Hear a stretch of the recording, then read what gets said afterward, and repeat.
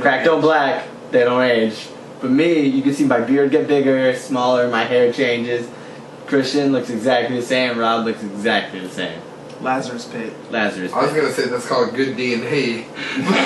I mean, all it is my hair. My face is the same. I'm saying you got bad genes, boy. Got bad genes, man. Man, I got the good hair. You wish you had hair like me. Yeah, because when it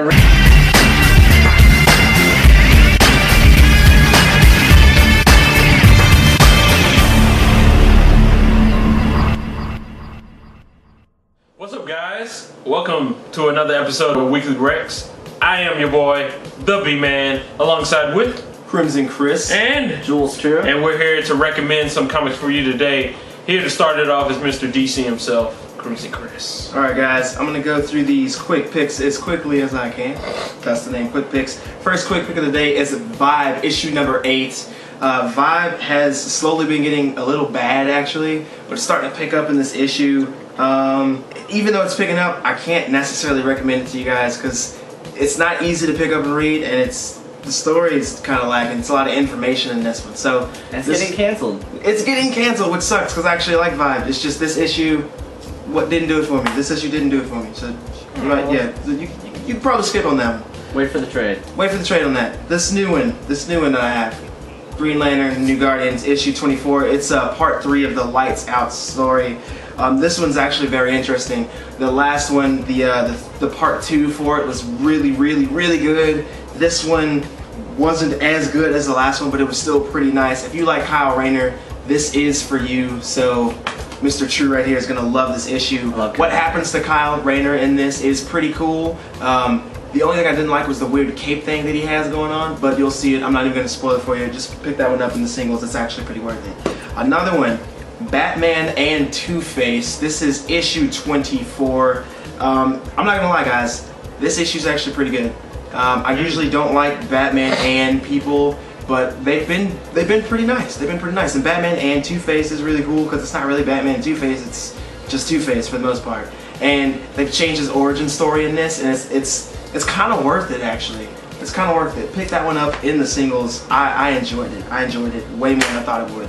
Another quick pick that I enjoyed way more than I thought I was going to enjoy is the Arkham War. This is tied into Forever Evil. If you like Bane, this is for you. This is pretty much Bane trying to take over Gotham, just like he said he was going to do in his own Villains Month issue last month. So pick that one up if you like Bane. If you don't like Bane, it might be a wait for the trade, but I like Bane, so I picked it up. Alright guys, another quick pick of the week for me is going to be the Justice League of America.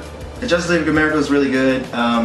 This is more about the Martian Manhunter finding the Justice League, because we know that they're supposed to be dead. He's found them in this so-called prison that we've been hearing about, and everybody's going through like their own personal hell. Superman's dealing with killing somebody on accident and how that's affecting him, and they totally joke on him because he thinks that he can just fly around the world like he did in the first movie and save the world, and Martian Manhunter's like, Superman, seriously?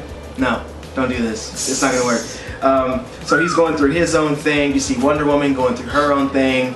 She's trying to be an Amazon but trying to be human at the same time. She's fighting all these people and she's all bruised and battle torn. It's really cool to see her doing that. You got a lot of members of the Justice League doing their own thing. I don't even want to tell you about all of them, but the Flash, his was probably the saddest. I definitely recommend this issue. It's not as much action as the last few issues, but it is good. I know I've said that about issues before, but go ahead and pick that one up. Give it a read. I liked it.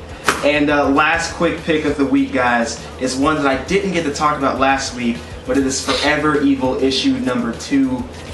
Pick it up. It's great. I like the story. It's easy to pick up and read, but go ahead and read Forever Evil 1 if you haven't, please.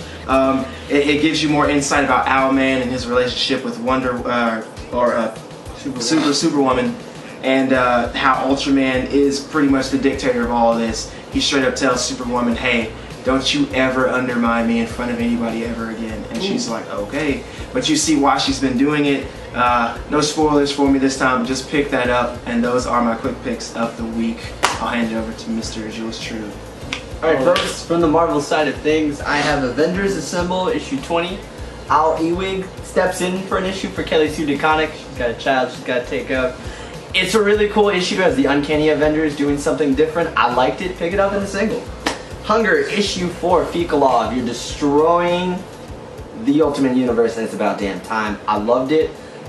Rick Jones being Captain Marvel was awesome. Pick it up in the singles. That's the last one. Cataclysm is next. Superior Spider-Man, issue 19. Dan Slott, you're a terrible person. This was awesome. Even though I hate 2099 Spider-Man, this was a cool arc. I'm sad it's over. I don't know what they're going to do with Superior next. Black Cat's on the next cover. I loved it. Pick it up in the singles. I know it's terrible.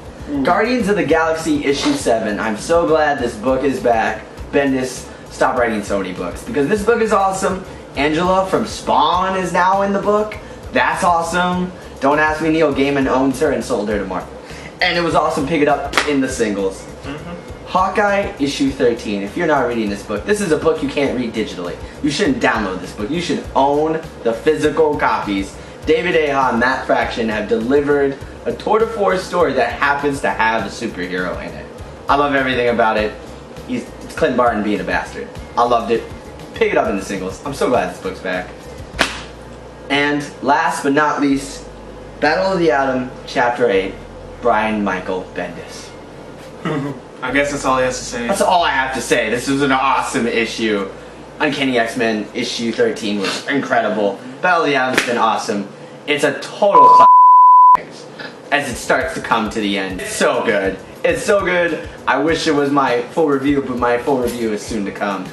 Crimson, what was your full review? My full review this week is going to be Batman Superman, guys. Batman Superman issue 4. I actually struggled picking a favorite because I had, as you can see, read a lot of really good things this week. But the reason why this is my favorite is because Greg Pak and Jolly are telling a great story, and the art is just killer. I can talk about it all day. It's so good. Argue with that. It's so good. It's for those of you who haven't been reading it for some reason because that's dumb.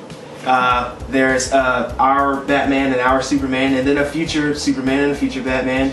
And future Superman and Batman are best friends. They do things together all the time. Batman's married to Selena Kyle. Superman's married to Lois Lane. They have a good life. They do their thing to save the world.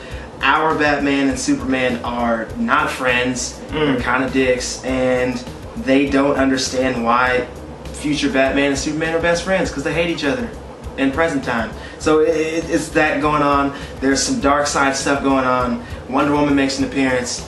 I really don't want to tell you what happens in this issue, but I can say that the last page made me happy and pissed me off all at the same time. So I guess DC did their job because I want to read issue 5. So thanks, bastards, because I really want issue 5. But pick this one up in the singles. Pick them all up in the singles. The covers are the thick covers, so they feel really nice. And it's just worth it. It's just worth it. Pick it up. The art alone is worth it. Even the really cool speech bubbles are awesome. The speech bubbles in this are way cooler than they were in Surrogates. I know you reviewed terrible speech bubbles. Terrible speech bubbles. But it was a good story, so thanks, Boomer. It was a good story. You really anyway, Batman Superman issue 4. Pick it up. Pick them all up. They're only $3.99. I know most DC books are $2.99, but this one's worth the extra $1. They did not draw the line at $2.99. They did not draw the line at $2.99 because I spent $3.99 and it was worth it. Every penny. I'm just saying, they said, we draw the line at $2.99. I don't know if they drew that line in chalk and just pissed all over it. But most it rained and they had to draw it back. Yeah, and then they're like, oh, $3.99. Watched it. There's like 4 books that are like $2.99. Anyway, though, it was worth it. What was your favorite? My favorite, well, Big Shock, because it was twice in 1 week. Infinity by Jonathan Hickman. We didn't see that one coming. Nobody saw that one coming. New Avengers issue 11 and Avengers issue 21 were absolutely threw me on my ass incredible. And literally, I thought I know I say this every week. You think you really know where he's gonna take the story. Every issue, you figure it out. You're like, I know where you're going with this. Have you read anything like the past 2 months that hasn't been great? Because everything's been amazing and wonderful. Yeah, so welcome to Disney giving Marvel money, folks. I'm loving it as of right now. That's a good thing. I'm gonna be so sad when they sell Marvel to something.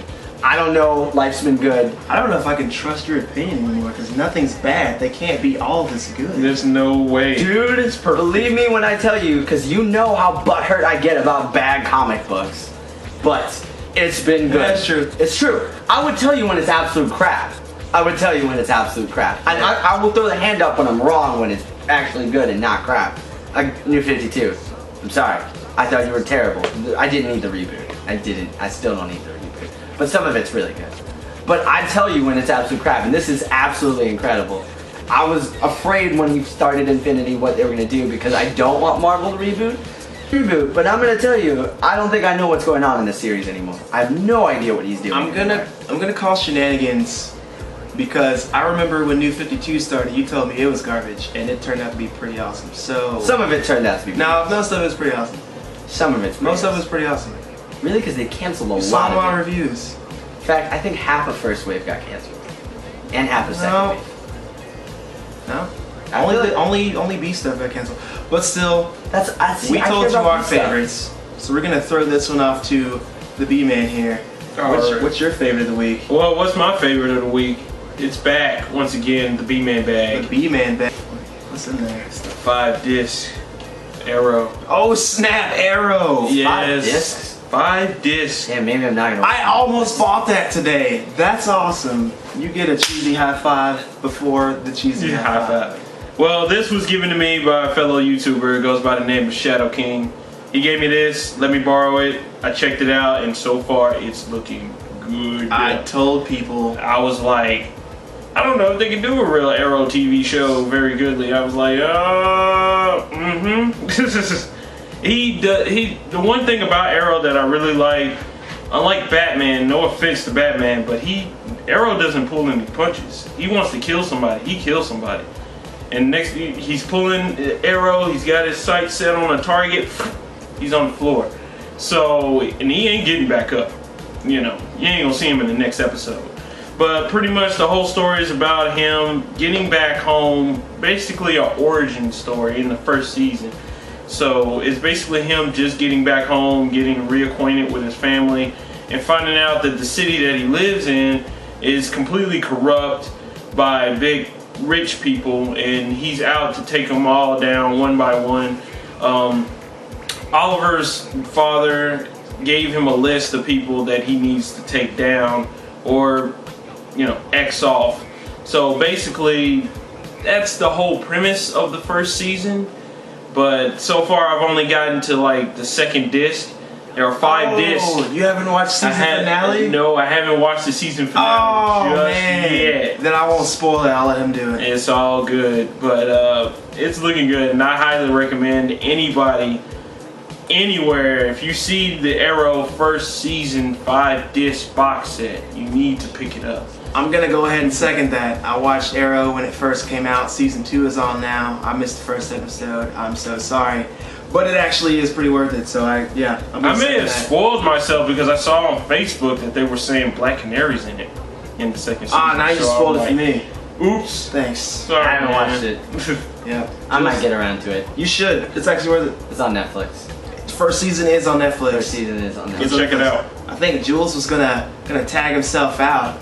And, Yeah, since I didn't get to finish my review, I'm just gonna let someone else do it. everywhere, by the way. Yeah. For those of you who can't They're all Let's do it. Alright, so anyway, I'm gonna pick up on some DC side of stuff real fast just because I read this and Chris didn't yet. Animal Man number 24. I'm a big fan of the Animal Man series as a whole. I still miss Travel Foreman when he left like in issue like 7 or 8. But Good old first arc.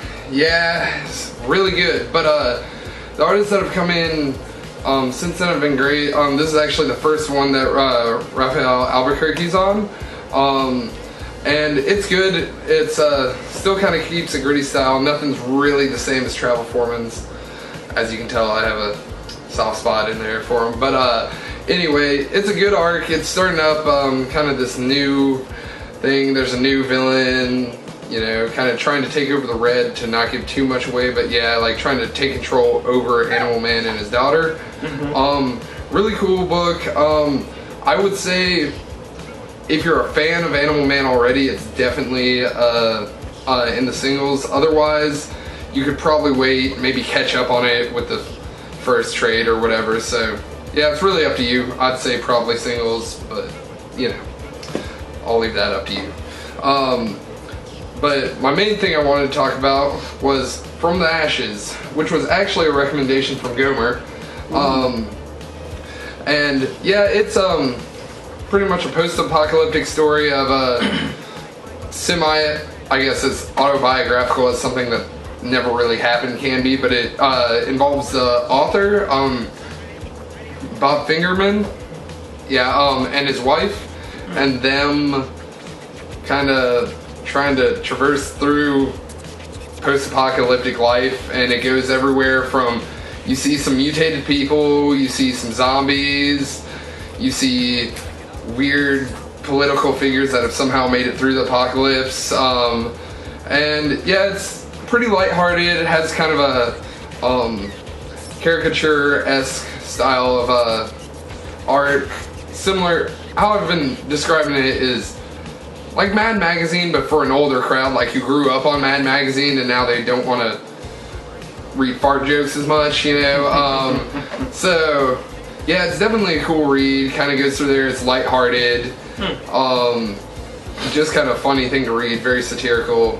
And yeah, for the price of $19.99, a good thing when you're kind of in the middle there of like, well, I don't really have anything to read. This is a good thing to pick up. So definitely From the Ashes. Gomer, you didn't steer me wrong, and now it's on camera, and that way you don't have to feel sad that I gave a bad review of something you told me to get. Good job, Gomer. Nice. Yeah, good. Before we end it off, I wanted to ask, was your overall pickups good? Yeah. Good? Yeah, I mean, I liked almost everything I read this week. Like I said, the only one that you probably wouldn't like would be the vibe, just because of where the story's going. But I mean, I pretty much dug everything I got. Okay. Alright. Which doesn't happen every week. So in a rating system kind of way, would you say it's either super, psychic, or villain? Good, bad, ugly. I'm gonna go with super. Super? I really liked it. I'm going with super. It was a super week. Okay. It was a super week. I like Alright. that. I like that. We'll keep that. We're gonna keep that. Alright. So we're gonna end in the weeks here. Good night, Elaine. Fucking dick. Don't let me finish my review and then you say goodnight. You can't have both in one episode. I did. I didn't even get a full review. I this wanted week. the Good night, Elaine. There it is. And there you have it, guys. And with that said, we're gonna end it on a cheesy high five because we haven't done a cheesy high five in a couple because of weeks. we're like, Because the way we're sitting, yeah. I got So it. it's kinda- See what happens is I'll go up this way, you come someone's forward. gonna get slapped in the Same face. way. No, and then you like that, and then bam, we'll do it. So on camera, you got it. Yeah, we're I gonna got it. practice one. Cheesy high five, bam. That's how we're gonna do it. So on three, we're gonna cheesy high five. One, two, three. Because that's what being a superhero is all about.